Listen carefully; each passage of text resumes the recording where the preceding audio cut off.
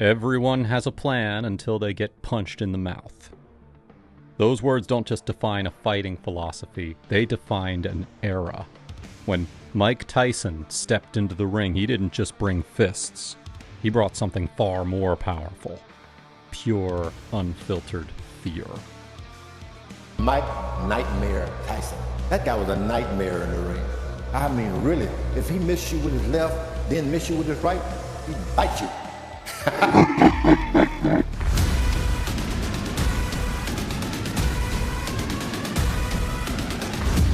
What's up, fight fans? Today we're going to be diving deep into the phenomenon that was Mike Tyson. Not just the boxer, but the psychological weapon that terrorized an entire division. This isn't just about knockouts and championships.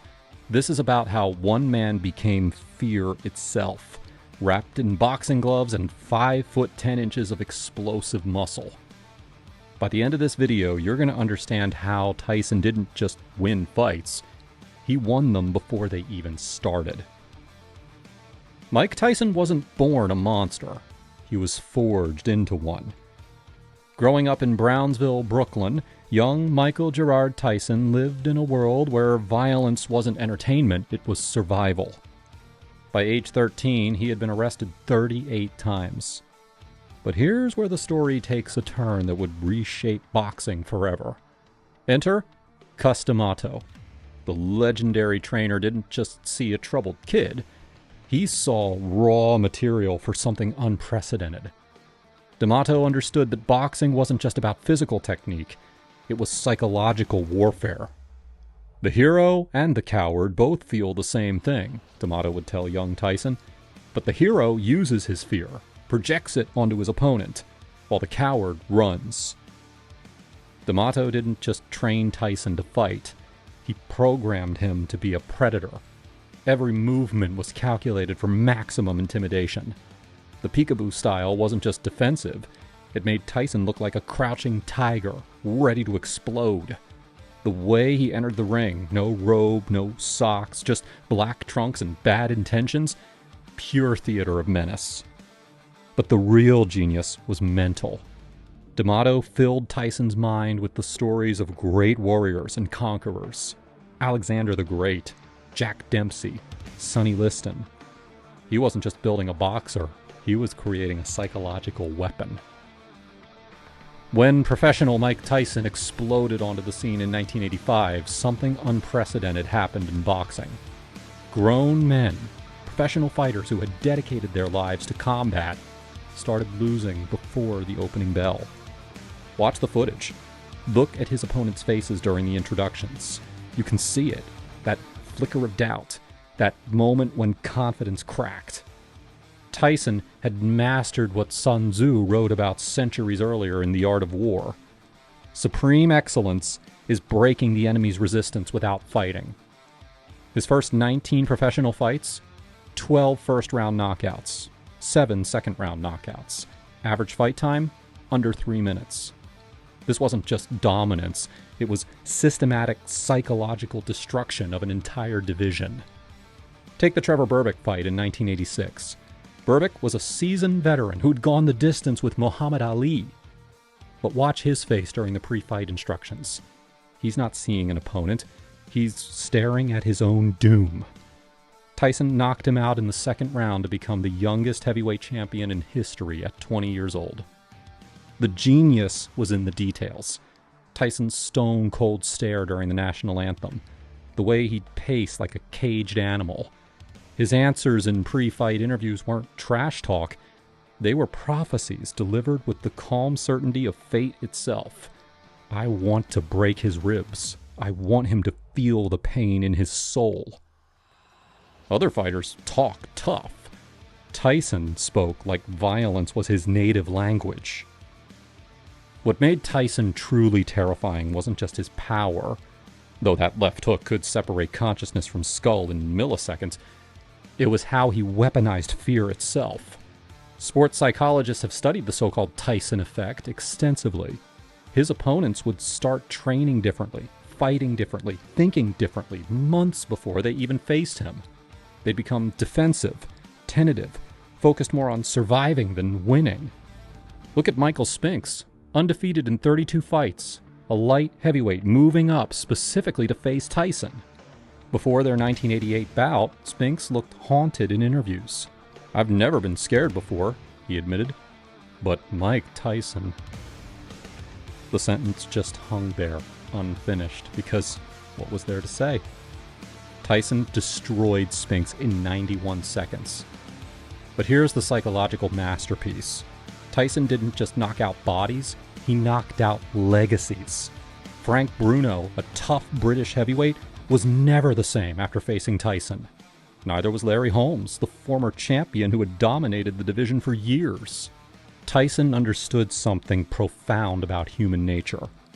Fear is contagious. When one elite fighter shows terror, it spreads through the entire division like a virus. Soon everyone was fighting scared. But here's the thing about building your empire on fear. It only works until someone isn't afraid. February 11th, 1990, the Tokyo Dome. James "Buster" Douglas, a 42-1 underdog, did the impossible. He knocked out Mike Tyson. But the loss wasn't just physical. It was the moment the spell broke.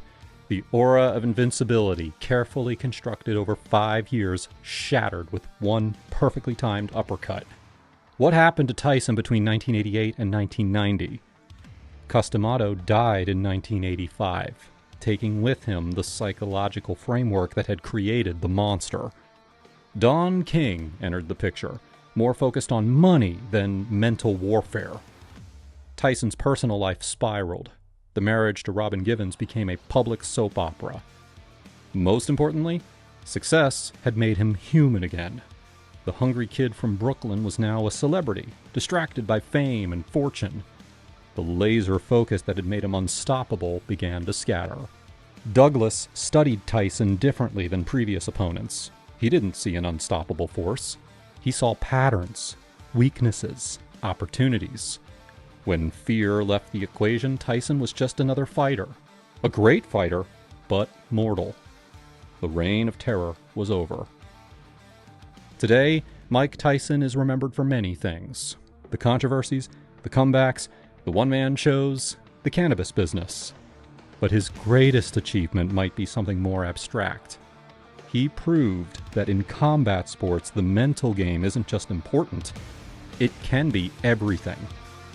Modern fighters study not just Tyson's technique, but his psychological approach. Conor McGregor's mind games, Floyd Mayweather's supreme confidence, John Jones's cold intimidation, they all trace back to lessons learned from Iron Mike. The 1986 to 1990 version of Mike Tyson represents something unique in sports history.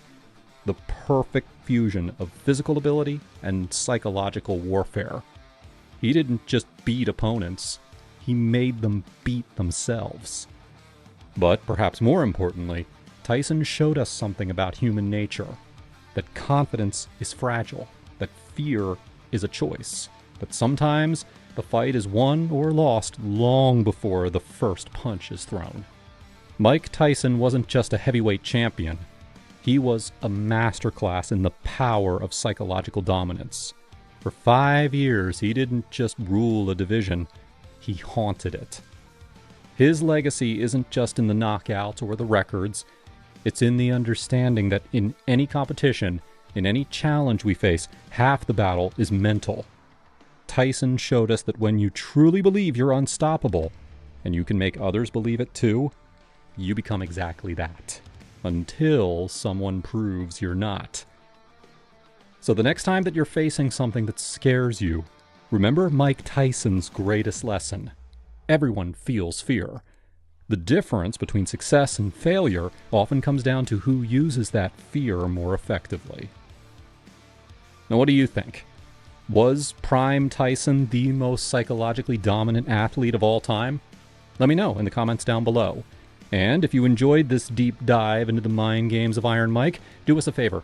Hit that like and also hit that subscribe button for more content that's breaking down the psychology behind legendary performances. Thanks for watching, everyone, and remember this. In the game of life, just like in boxing, sometimes the fight is won before it even starts.